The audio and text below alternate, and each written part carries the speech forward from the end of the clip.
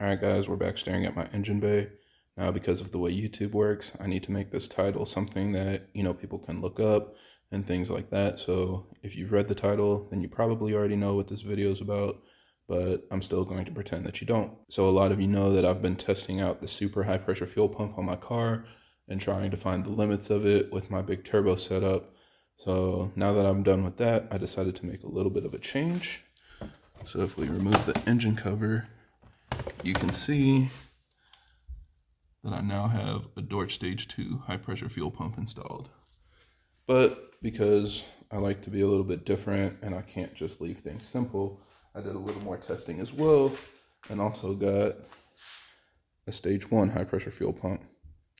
So basically what I've done is gotten a Stage 1 pump. I swapped that out with my TU and I did some tuning with this pump to find the limits of it. And then I swapped in a Stage 2 high pressure fuel pump. Again, did more tuning to try to find the limits of that. So I want to give a big thanks to everybody that helped make this project possible. I kind of had this idea a couple months ago about comparing both a Stage 1 and Stage 2 pump with the TU pump. And I reached out to Keys Motorsports and he was really excited to support this project. So a big thanks to him for helping put this together and supplying the pumps. I highly recommend checking out his website for your fuel upgrade needs. Also a big thanks to Dorch. Chris over there was very helpful in providing a lot of technical information so that we knew how to optimize our tune for the pump setup and help us get the most out of it as we were going through, our tuning revisions. So thank you, Chris, for all the information you provided. And he understood. I'm a technical guy. I like to understand the details of everything that I do. So he provided a lot of information. And then finally, of course, a big thanks to OdinTuned for taking the time to go through all of these revisions and really trying to find the limits of the pump with my 6-speed setup, clutch limits and everything that we had to work around. He was a great, great tuner and very thorough in providing updates and revisions that worked for my goals. So a lot of you guys that have reached out to me already know, but I highly recommend OdinTuned. He tunes on all the platforms, whether you're on boot mode, MHD, or MG Flasher. So definitely reach out to him and see what you can do. So let's go ahead and talk about what it was like tuning these different pumps, and then we'll hop on the dyno to see how much power the car made.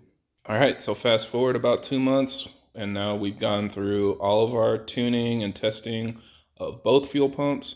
And I've been on the dyno to dyno both tunes, and I have a lot to talk about. So let's jump right into it. So the first step was to get the Stage 1 pump, and we began tuning it. And I think I told you guys before on the TU pump, we were able to peak around 23 PSI.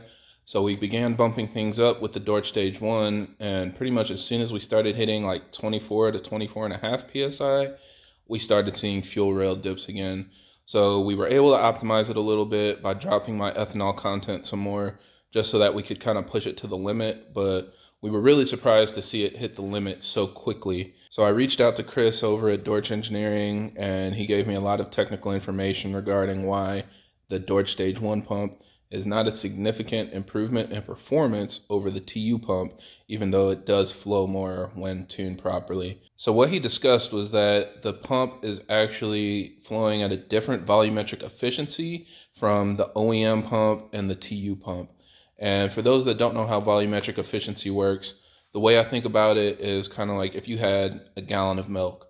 You know that there's a gallon of milk in there, but if you pour it all the way out, you're not going to get exactly a gallon. There will still be a little bit of residue in the carton. Some, will dry up at the bottom, but it has the capacity for a full gallon. And the same thing applies to fuel pumps. So you have a cavity inside of the pump that can hold a certain amount of fuel, but when it's actually pumping, there are going to be some losses and things related to the efficiency of the pump.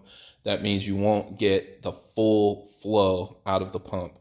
Now, the way that the Dorch pump is designed, the highest volumetric efficiency is higher up in the rev range. So it's better mated to a big turbo setup like mine, where you can kind of squeeze out a lot of airflow in the higher RPMs.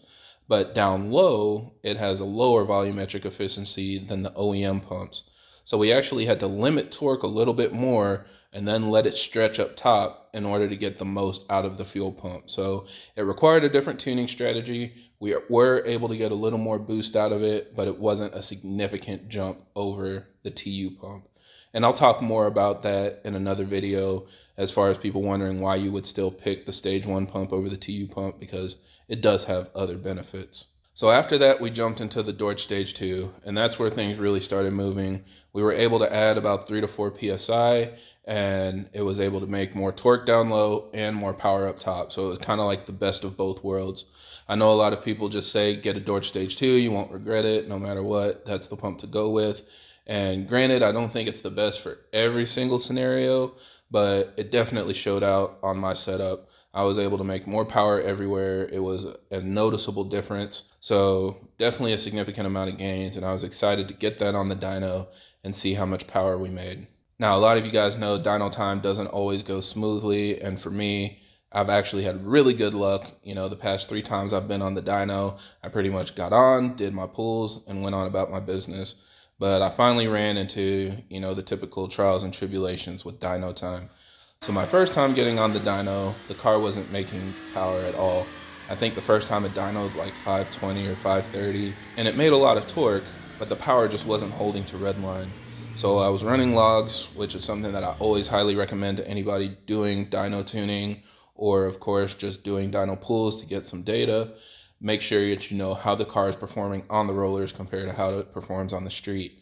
So I was immediately able to see that boost was dropping off. It wasn't holding boost to redline, and it was able to kind of hit that initial torque figure, but boost just dropped off instantly. So I figured I had some kind of boost leak or something to address, brought the car home, and ended up finding a big exhaust leak actually.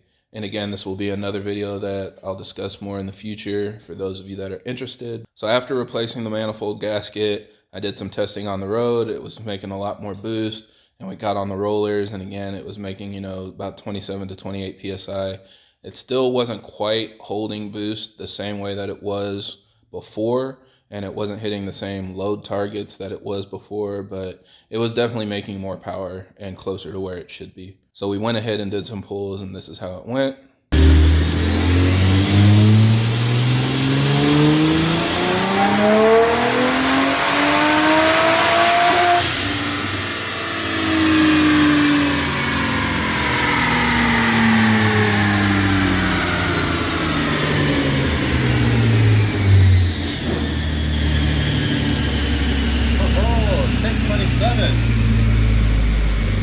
So here's that dyno pull. You can see it made almost 630 horsepower and 575 foot-pounds of torque. And I just realized that we overlaid this with the wrong dyno plot. I really wanted to overlay it with that 590 glory run so you could kind of see the difference between the TU pump tune and the Dorch stage 2 tune. But it definitely wasn't as much power as I was expecting. And I knew the actual performance didn't match the gains that were indicated on here. But just to double check, I went ahead and flashed over to my Dorch stage 1 map and ran that on the dyno, and this is how that went.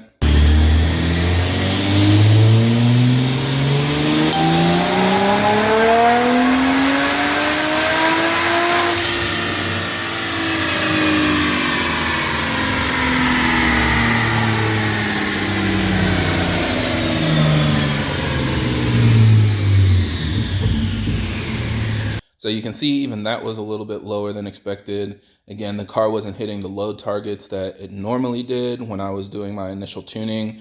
And that's why, you know, my turbo blanket is off, because I've been checking for more exhaust leaks and doing different things just to see what else could be causing the issue. But obviously it's still making really good power.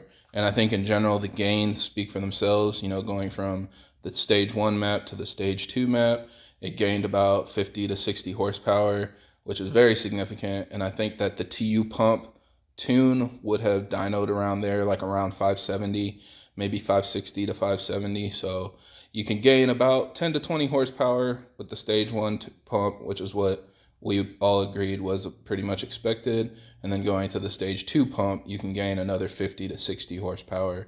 So this is kind of what I would say is a good ballpark figure to expect. Like between 600 and 650 is pretty easy to hit. I've seen people hit over 650 with bigger turbos than mine.